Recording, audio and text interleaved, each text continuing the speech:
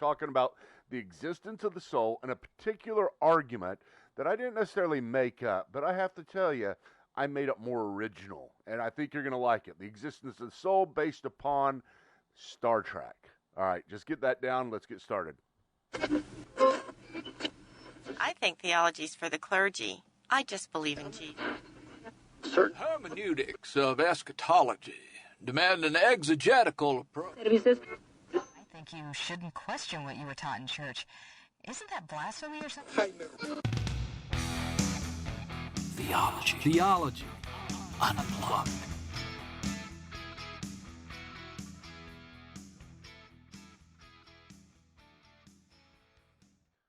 Okay, I want to talk about the existence of the soul. The existence of the soul implies, of course, the existence of God, because we're talking about the existence of the transcendent. And when I talk about the soul, I'm just talking about the spirit-soul relationship, the immaterial part of us. I know there's a big debate about dichotomy and trichotomy. Are we made up of body, soul, / spirit, or body, soul, and spirit? 3 elements. I think it's a dichotomy. I think the soul and the spirit are the same thing. It's just the immaterial part of us that necessarily, due to the fall, has to have a breach in our Constitution so that it can exist until we get our bodies back. We are supposed to exist with our bodies. We are not meant to be just soulless beings ever. While whenever we die, those of us who are believers will be with Christ, we will still have an anticipation wanting to get our soul back. But talking about the soul, I'm not saying that if you prove the existence of the soul, you've automatically proved the existence of God, but it is an important aspect that makes people reconsider their entire worldview. Now, as well, whenever you're talking about the existence of the soul, there are people out there that believe in ghosts or believe in spirits, believe that your spirit survives your death, and it's kind of like an energy, the conservation of energy, to where you have some form of existence after death. And I've heard people, atheists, make the argument they believe in the soul, but they don't believe in God. They just believe in a conservation of energy after death. Now, I think there's all kinds of problems with that, but at the same time, that's all I'm trying to say is whenever you are able to give a defense for the existence of the soul, a compelling defense, it doesn't necessarily always lead to God, but there is a path that God makes it easier to understand these things, because you do have the existence of something that is non-material, that goes beyond the material, and continues on after death. And of course, that fits in with the Christian worldview, fits in with the worldview of 95% of the history of the world as well, that have believed in the existence of the soul. And one of the reasons people have always believed in the existence of the soul is partly because of what I'm going to talk about here. It could be mainly because of what I'm talking about here. If you have any questions or you want to talk, please chat in the chat box. I'm supposed to get messages from anybody that is on here. I'm going to go ahead and type chat real quick. Type something. I'm going to put type. Or, no, I'll put hello. And you can see maybe that came through for you. Don't know if it came through for you. But what I'm saying here is that if you say something, I should get it. And I'll be looking at this and check to see if anybody has any questions. Remember to subscribe. That is something very important. Wherever you're at, subscribe. If you are listening to us on one of the podcast catchers, you're just listening to the voice, you can get it through video at YouTube or various other places. But just go to YouTube. Go look for Credo House. We'll have it up at Rumble and at YouTube, but we're primarily using YouTube right now. And if you're on the Camaro Theologian, that is a big or a YouTube account that I've had that I haven't been using much because I switched over to Credo House. Please, Camaro Theologian subscribers, go over to the Credo House. Someday I may get a Camaro back if I get rich. And no, you don't need to be rich to get a Camaro. but I love Camaros.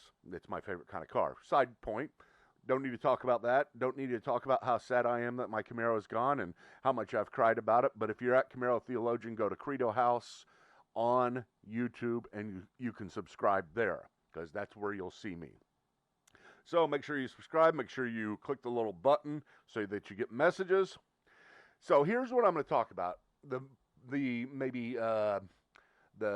compelling part of maybe why you clicked on this whenever you did is because I talk about the Star Trek argument for the existence of God. Now, there's not really a Star Trek argument for the existence of God, other than what I've said. There's not an official one, but I've thought about this quite often. It really came to be whenever, with me, more than anything else, whenever I was watching the movie Prestige. I don't know if you've ever seen that. Highly underrated movie. It's a great movie. Hugh Jackman and whoever that guy is that played Batman back before the guy that's played him now, the Dark Knight Batman. But it's about a magician, and a magician who's in competition with another magician, and set back in the 19th century, and these two guys fight back and forth trying to have the better tricks. And Hugh Jackman's character goes to Tesla and asks him to build him something that would wow his audience. Now, Tesla is a scientific man, so he was building scientific things, but at the same time, what he ended up doing was, I forget what it was called, the transporting man, I think. But he built him this device that he would walk into, and then he would disappear from that device, or he would reappear somewhere else. What would happen is the doors would drop out from underneath him. He would fall down, and then another version of him would appear. It all started out whenever Tesla was testing this out, and he was trying to do something, but every time he would do this hat, all this electricity would come down from this device, and the hat would stay where it's at instead of disappearing. Tesla expected it to disappear. Eventually, he realized that there's hundreds of hats out about 50 yards away from where he is at outside. And so what it was doing was replicating the hat, making an exact duplicate of the hat and putting it somewhere else. And so eventually, he tested it out on other things, cats and such like that, and then he gave it over to Hugh Jackman's character. And Hugh Jackman used this in his The Prestige, the great reveal of his magic show, the greatest act that he had at the end of it to beat the other guy, who also had a similar trick, but wasn't as good because it wasn't real. It was actually a trick. This was producing Hugh Jackman. He would get in it, lightning would come down before the audience, all these electricity things would come down on him, and he would make himself drop into this big container of water, and it would close on him, and he would drown. But a new version of him would appear, and it would appear, say, behind the audience. And all of a sudden, the audience would look within a couple of seconds, and here he is with a Prestige. Here I am, revealing to everybody what he had done, and the whole crowd just goes crazy. How did he do that? Because within 1 second, he moved 100 yards, and it's just impossible. So this was a great magic act. But the problem was that Hugh Jackman's character had a philosophical dilemma. A dilemma trying to understand who was who. Because basically what this thing did was produce an exact replica of himself somewhere else. And he didn't know which one was truly him. So he chose the one that revealed himself to the audience because he was the one who the audience loved. The audience would turn to and cheer, and he wanted to be that guy. He would make the other one, the original one, that dropped down into the water. He'd make him die. So he killed him over and over again every night. So he had all these versions of himself and all these containers underneath the stage while he kept on reproducing himself to the audience. And it was a crazy thing because the dilemma, the philosophical dilemma and theological, was which one was really him. I mean, if they're exact replicas, I mean, how in the world do you decide which one is truly you? Now, the question is, at that point, which one, you have to define the you. What does it mean to be you? Does it mean to be you just having a physical body and a material self that has DNA, has a past with all these memories and everything else? Is that who you are? Does that make up the sum total of who you are? Your DNA, your material self, and your memories. And so if you reproduce that, is that also you? Which one is the true you, quote unquote you? Now, this was also a dilemma in Star Trek, especially whenever they first started making transporters. If you are a Star Trek fan, you'll understand this, but if you're not a Star Trek fan, I can still make you understand it because you probably know what to transport was in Star Trek. You would get in this little area that they had set up, and somebody would transport you. You would slowly disappear and then reappear somewhere else, say from the ship to a planet. And of course, that was you, right? Which you weren't having the same dilemma as Hugh Jackman was, because there was no longer an original you. There was only the you that was on the planet that reappeared. The molecules came back together and formed you once again. And so Dr. McCoy, Bones, he was always scared to get in the transporter. I mean, for multiple reasons, he was scared to get in the transporter. But one of the dilemmas, whenever you're talking about transporting from one place to another, how is this really you? If you're being broken down in the transporter to your very molecular structure, all of your molecules are disappearing. Is it just creating a facsimile, an exact replica of yourself down on the planet? So basically, this one disappears, and then the ship has a computer that can put new molecules back together down on the planet that have the same DNA, the same memory, the same body, everything else. So is that really you? And so the dilemma is it just a recreation of you? So, and does a recreation of you count as being you? Let me put it one other way. I did this in a blog recently. You can see the blog down in the comments here on YouTube. I'll try to put it in other places, but I just did a blog. And let's say that your son breaks his arm, and he's the star pitcher for a baseball team. He's 14 years old, star pitcher for a baseball team, and the next day they have the finals. He's going to the Kids World Series, and it's the last game of the World Series, Game 7.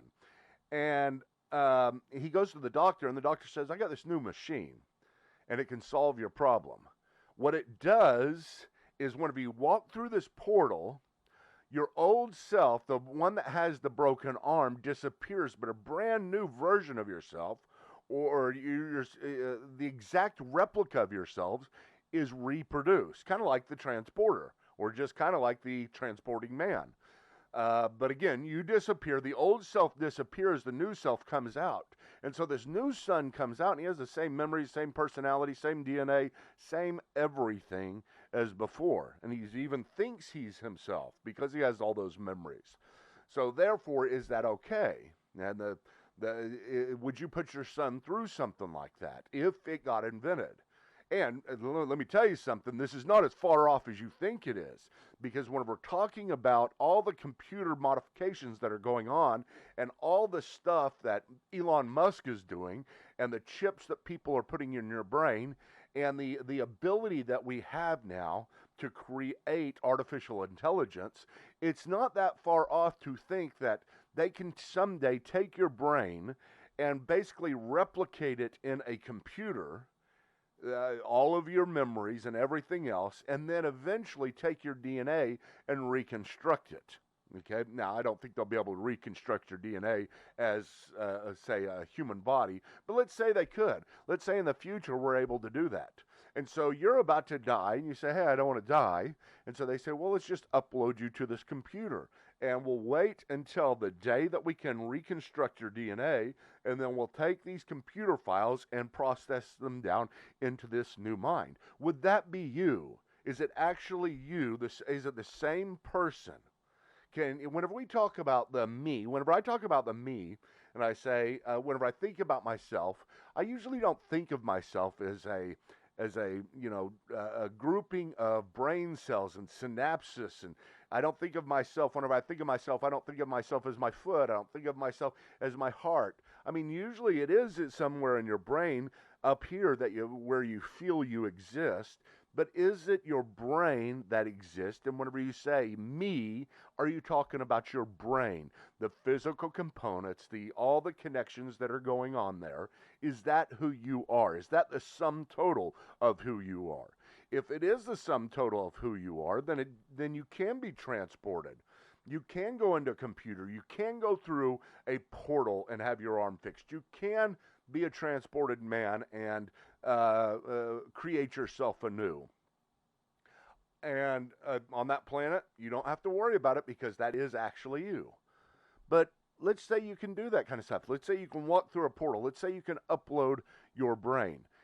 Do you really feel comfortable with that? Let's say it's not your son, it's you, and you're getting ready to walk through this portal, and what you know is that you will be completely deconstructed, and in that sense cease to exist, but on the other side you will come back into existence, but it will just be somebody that has a facsimile copy of your brain, of your body, of everything else. Would you believe that you are still existing? Or does there have to be some type of subsistence of existence, some type of minimal amount of you always existing in the same place from one time to another? One other way to put this, and I did write a blog about this, and I've talked about this before recently, but just think of your body. Your body goes through cell reconstruction every 7 years. Every cell in your body is brand new. You are not the same person, literally, that you were 7 years ago. Scientific fact. It's just the truth. Look it up. You are not the same person physically that you were 7 years ago. But do you think you're the same person physically as you were 7 years ago? See, you've gone through a transition, a complete transition, just like the transporter. But what's the difference? The difference is you never ceased to exist. You always had a minimal subsistence of existence one way or another. Even if you were asleep for 7 years and you woke up, you would still know that you're the same person. Why is that? Why do we understand ourselves to be more than just the chemical makeup, the physical makeup, the DNA that we have in our brain, the synapses that hits? Why are we more than our memories? If we're just our memories, then you can upload yourself. You can upload your memories. And then you will exist in a state of, in a computer held hard drive for a while. You will still be there. But we see ourselves as something more. Everybody sees themselves as something more. And if you really did believe that in the transporter, you're in Star Trek, and you're stepping up on that transporter pad, you really do believe that all these molecules deconstruct and you cease to exist for a moment, but the molecules, different molecules, construct again. It pulls them from somewhere else. It recreates you and just places your... I'm not saying this is how a transporter works in Star Trek, but let's just say it reconstructs you based upon all the DNA and everything else that is available, say, on that planet. But it gives you your same memories and everything else. You probably would not go in that. If you were to walk through this portal, and the portal, on one side you cease to exist, but on the other side you come out as an exact replica, you probably wouldn't. I'm betting, I can almost assure that if you're honest with yourself, you would never walk through that portal. You know why? Because you do not believe in a naturalistic worldview. You really do not. You believe there is something that transcends your body, your physical elements, your brain, your DNA, your brain cells, and all the firing that your brain cells do. You believe that you transcend that. You believe that you are more than that. And so, even though every 7 years we reconstruct ourselves physically, we know there is something subsisting, there is something existing, there is some continuity, something holding you as a continuous person from 7 years ago. You're still the same person. But if you are a naturalist, if you do not believe in anything but the brain cells and the body cells, and that's all there is, there's nothing that transcends it, you're not really you. You're not the same as you were 7 years ago. And as I've said before, the entire court system assumes the existence of the soul. The entire justice system of every place on the planet has always assumed the existence of the soul. They've never assumed a materialistic worldview. Otherwise, every 7 years, you would have to let everybody out of the prisons because they're not the same person they were physically as they were back then. They're completely different. And you cannot hold them accountable for crimes that somebody else committed.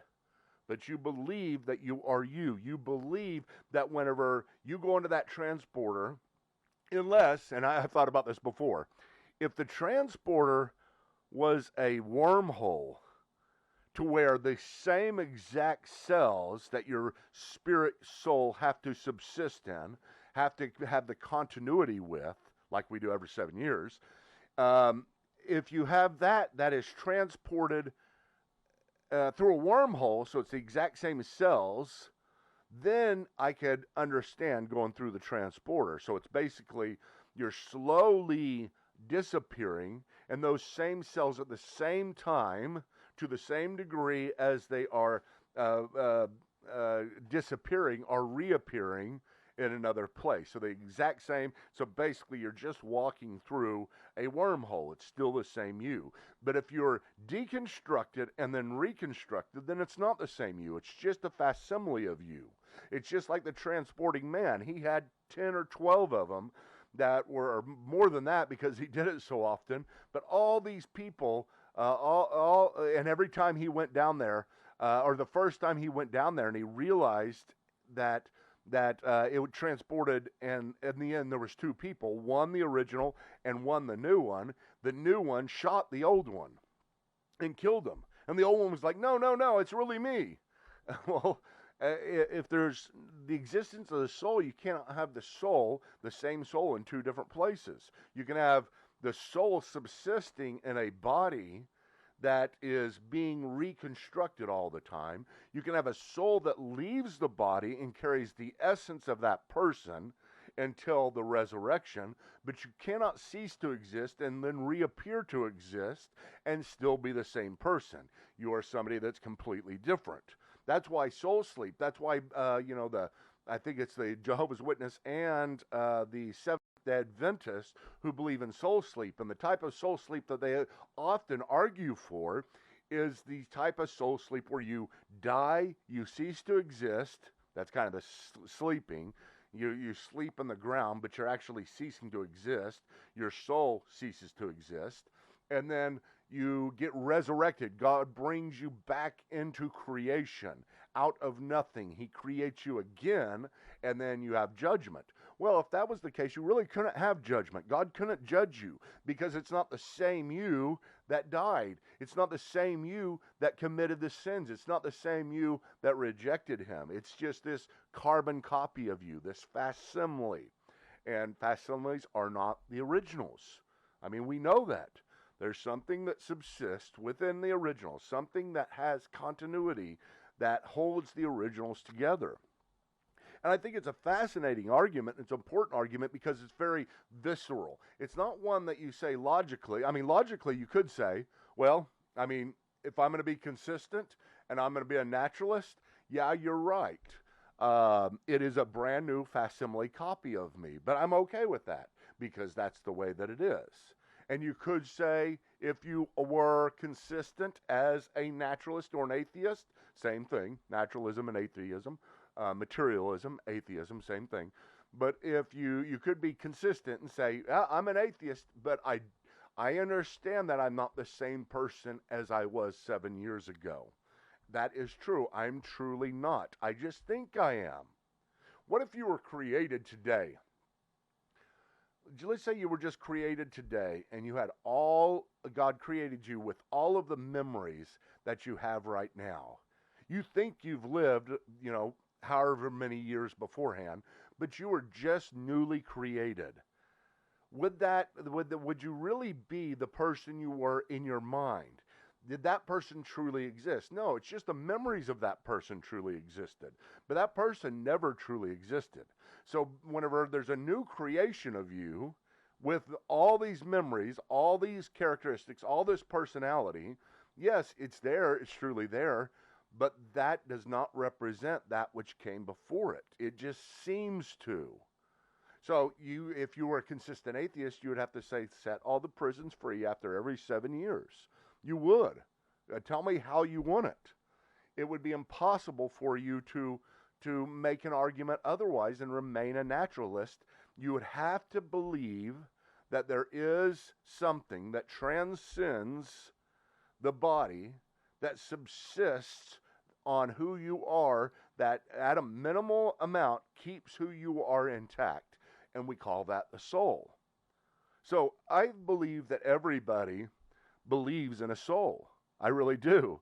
I believe that people deny their belief in the soul, but they really do believe that there's a soul. So this is the Star Trek argument for the existence of the soul, or the prestige argument, or as I've called it also here at my Patreon page, it is called the argument for the existence of the soul based upon hypothetical replication.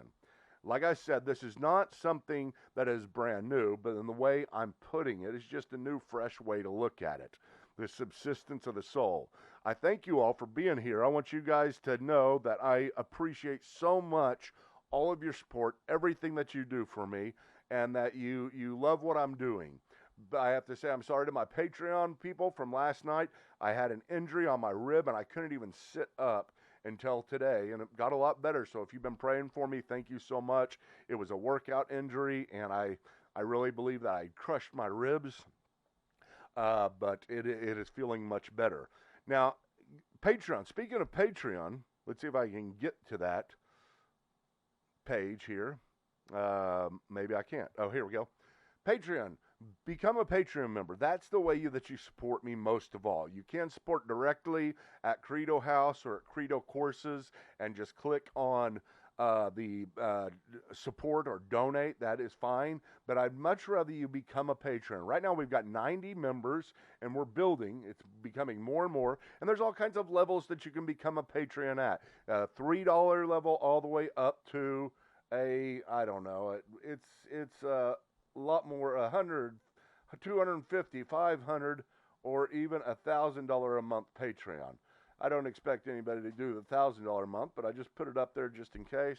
I might put $10,000 a month, just in case, one of you guys are wanting to support at that level. But this is the way that I get things done. There's a lot of things that I need. I mean, I need a brand new computer right now because, as you've probably watched and seen this, things are glitchy, and it's because my computer's too slow and it can't handle all this stuff and the streaming.